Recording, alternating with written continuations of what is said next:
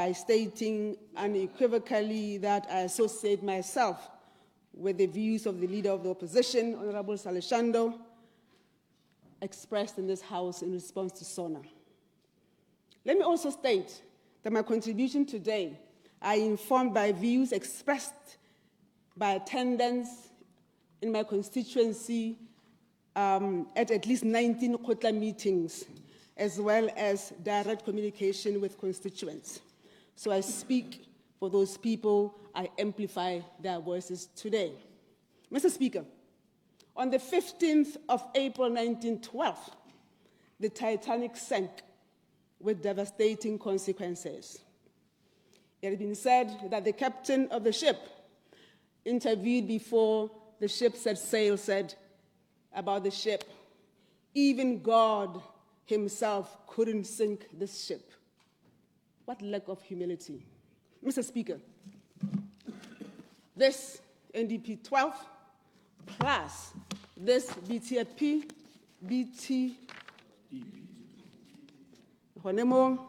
and plus this SONA represent our Titanic, the ship that's going to sink. A bloated ship, a ship that does not need to sail in its form as we speak.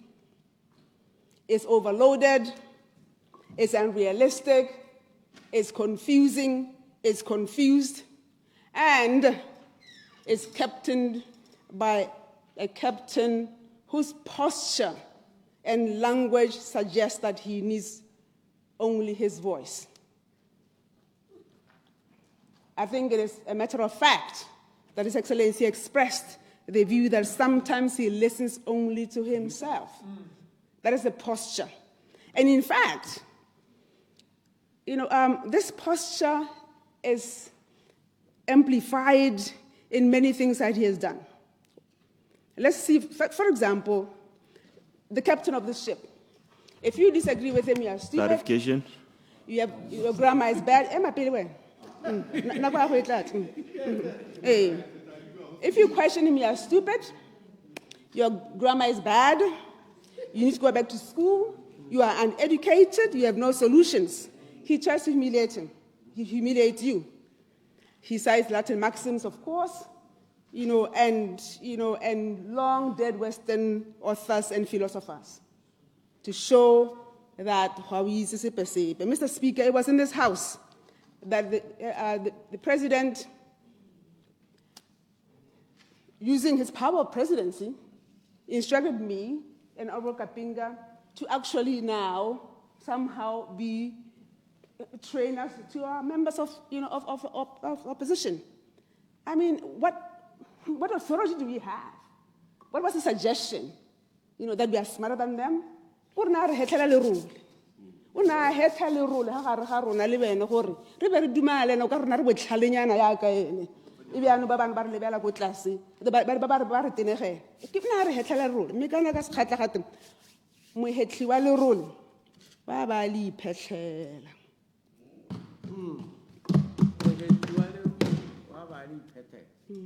Mr. Speaker, he promises to deliver. And when he moves the deadline, instead of apologizing to say, I promised you 4,000 pula, it will not come today. I'm sorry, mea culpa in Latin. He said, you are stupid for saying that he moved. How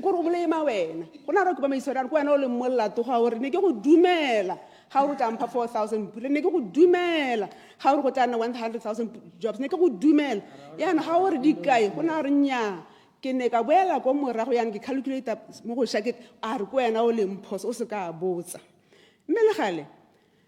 It is my view that this posture, of I know everything, this posture that only my views matter, this posture of there's only one voice, is demonstrated by, I think, 5 points that I will show. First of all, the passport sale. The passport sale. I mean, that's a huge departure from policy. You cannot even begin to advertise that, to go outside and talk about it, even bring a law before engaging the owners of this land. at Khotla meetings, get a sense of what are people saying. So first of all, there's a problem with it, the fact that it's actually for sale. And secondly, even the price that we hear about.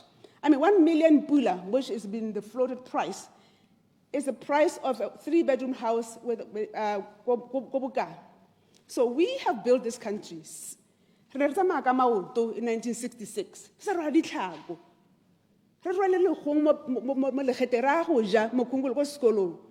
And then somebody's going to walk through this door, and just after all this we were built, and get a passport and an Omang, and then queue with me, and land board queue with me, at CEDA queue with me, and NDB.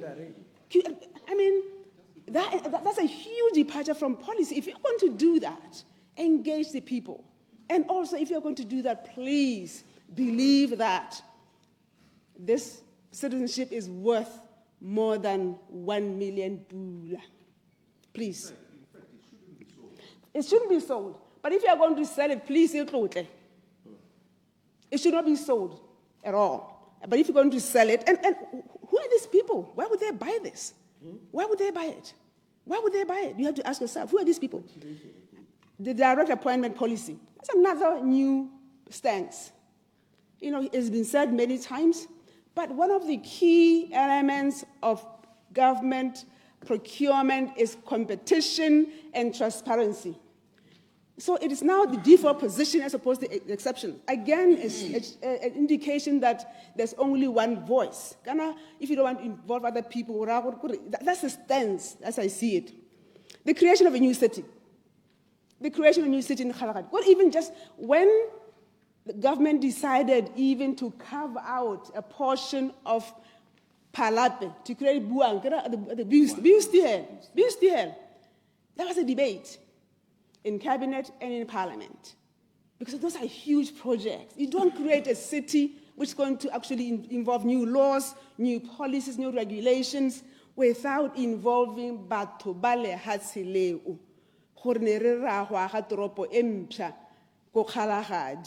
That is something totally with a statement to this house.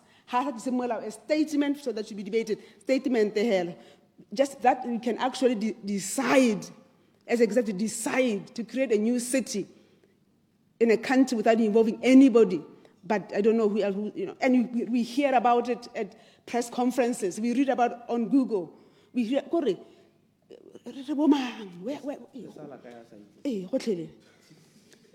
the constitutional review process. That's another indication of a stance of only one voice matter. Because if we remember, the last process collapsed because of process.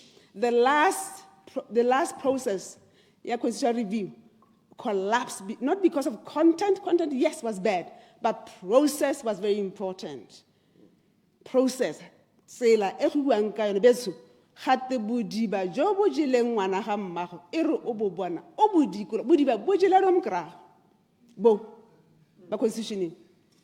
That cabinet and or His Excellency can decide without involving the people that they're going to decide on the process of overseeing the process of constitutional review. Dr. Hela, again, is a stance of only one view matters. GBV views, the GBV issue. That's another, when the president actually announces that we are all violent, that even in his house there are violent people. He's actually normalizing violence. The truth is, not the many men I know are not violent. The many men I know in my life and in my circle are not violent. Violence is an offense, and just like any other offense, you find that offenders are generally in minority. Thieves are in the minority. That's why more people are outside prison than in prison. It doesn't matter what offense it is. Generally, the majority of people want to be, proper, normal, observe the law. It's only a section. So I can say, where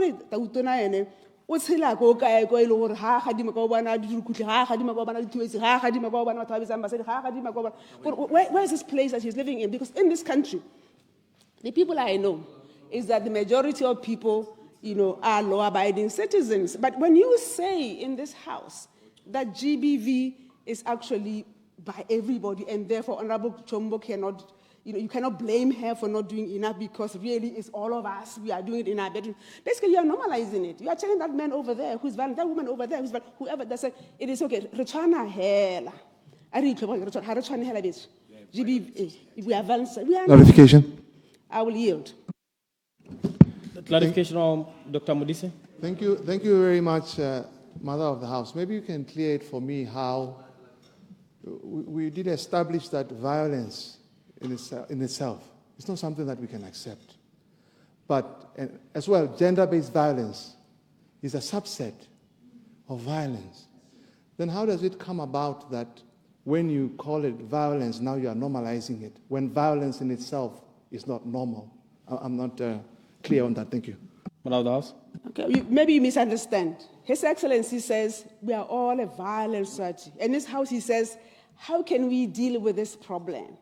Because everybody is violent. Even in this house, some of you here, if you are going to bedrooms, you are violent. That's it. When you say that, basically you are saying there's nothing we can do about it. You are saying, I'm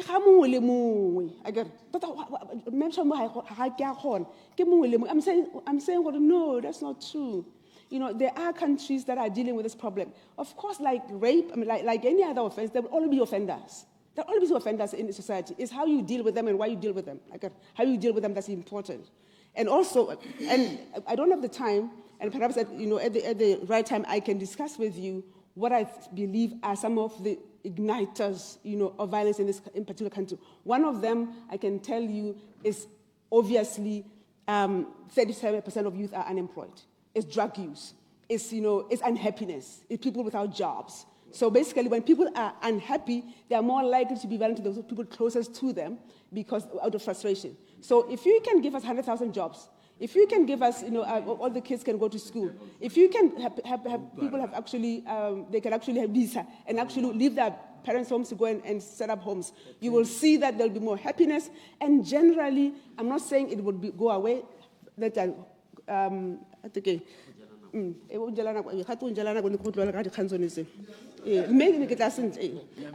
Yes. The other thing, let me also say, it doesn't matter how the GMC, were purchased. We cannot live a GMC lifestyle anymore. We just cannot. So I'm not saying that the current government is wrong to continue with that particular purchase already been done, but it means what else are you doing to indicate that you are not perpetuating this GMC lifestyle? So where are the cuts? Where are the indications of cuts? Which can tell you that if we don't deal with this issue now, we are going to be in the worst position in 12 months' time. When His Excellency was speaking, I had only two figures. One figure was 140 million that's going to be a loan, and there was applaud. Who applauds a loan? Who applauds a loan at this juncture? In the next 12 months, or maybe 14, some say, some 18, we will not be able to borrow anymore. So every borrowing we do is actually, we are getting deeper and deeper into a hole. The other figure he's talked about was 200 million for creatives. It wasn't new money, it was redirection of existing money. So again, there's nothing to applaud. Instead of using it for this, we're using it for this, which is good, but that's not new money. But let me use the last 6 minutes talking about now. I'll try to have 3 minutes maybe talking about why I think this ship is going to sink. First of all, just read this document. BTEP.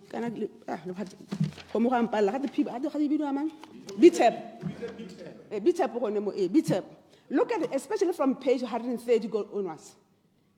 Dreams, dreams, dreams. And you are setting up Honorable Mayele for failure. Mayele, in 2029, you'll have 60% of high school leavers in tertiary. It's for 3 years. They're setting you up for failure.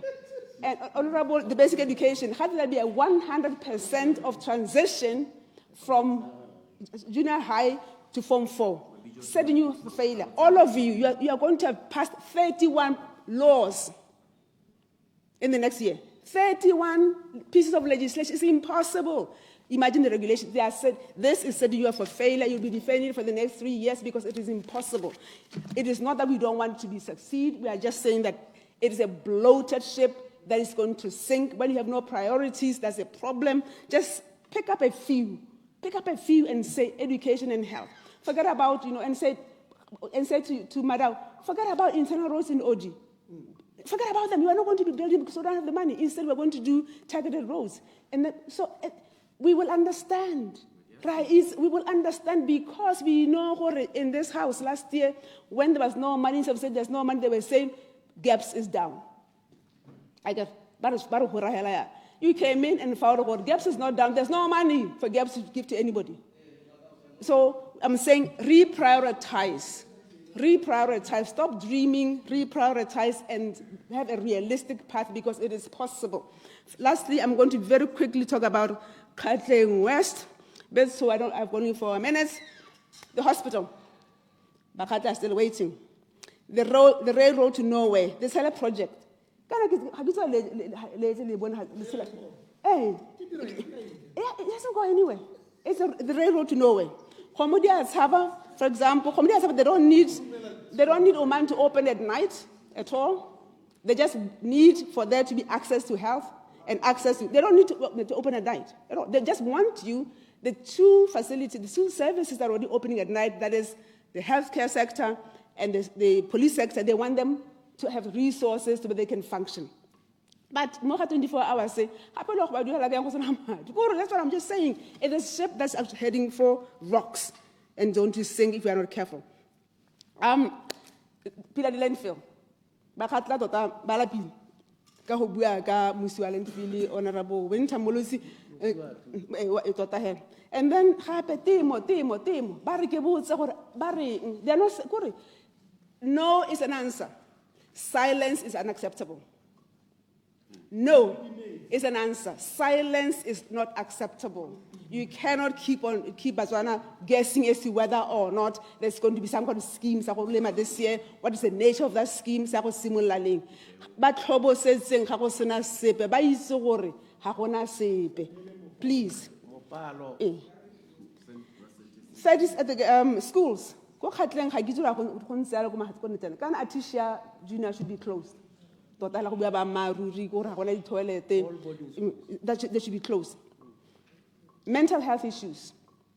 But so, Mr. Speaker, kana di tahidisa na amal hasil. Di sana ka di suitcase, di ka di traka ger. Kona di suitcase dingwe. Tsa di sana ngale, tsa se di sechiwa. Tsa matona. Ga ke re le tla ka di drugs. Ka re lona ga le iphuthele di suitcase. Ga le iphuthele di suitcase. I don't understand. When you go to the US, President, your things are scanned. Why are we allowing Matona to come into this country and actually and then actually go around the scan? All they are checking is whether they have drugs. They don't even ask. They were not trying even to pay. Maybe you pay tax because you can avoid it.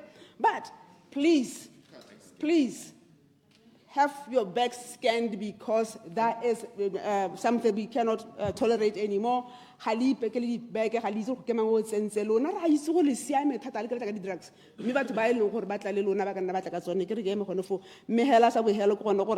Um,